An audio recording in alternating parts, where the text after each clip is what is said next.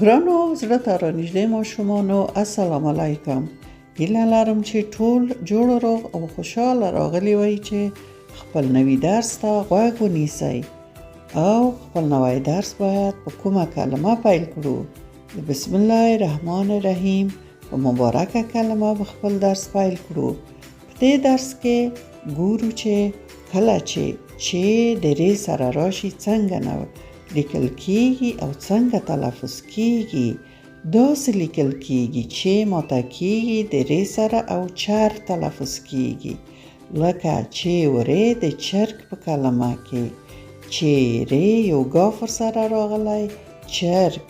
دې چرګ ته وګورئ، غږ یې واورئ.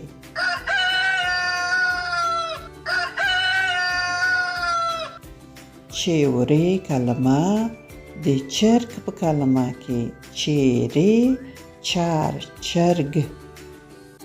او بیا ګورو کله چې هی ورې یو ځای راشي دغه رقم لیکل کیږي، هی ماتیږي، ری ورسره راځي او هر تلفظ کیږي، لکه هی ورې د حرکت په کلمه کې حرکت. د ګاډي ته وګورئ، د موټر ته حرکت یې کړی، غږ یې واورئ.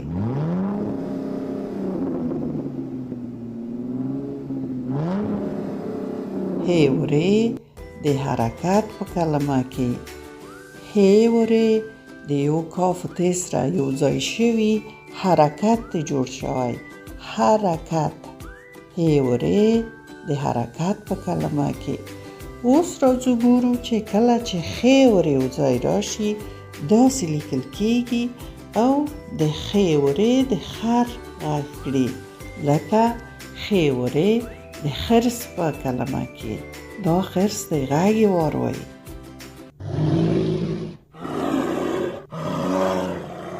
خی ورې د خرس په کلمه کې خی ورې د یو سین سره یو ځای شوي یو سین ورسره راغلی خرس ته جوړ شوی.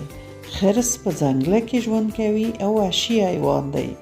خی ورې د خرس په کلمه کې یو سین ورسره راغلی خرس شوی. نور نو د تاسو درس تمام دی. خدای مو مل شه. که چینل مو نوی سبسکرایب کړی سبسکرایب یې کړئ چې ټول درسونه ولیدای شئ. د خدای پامان.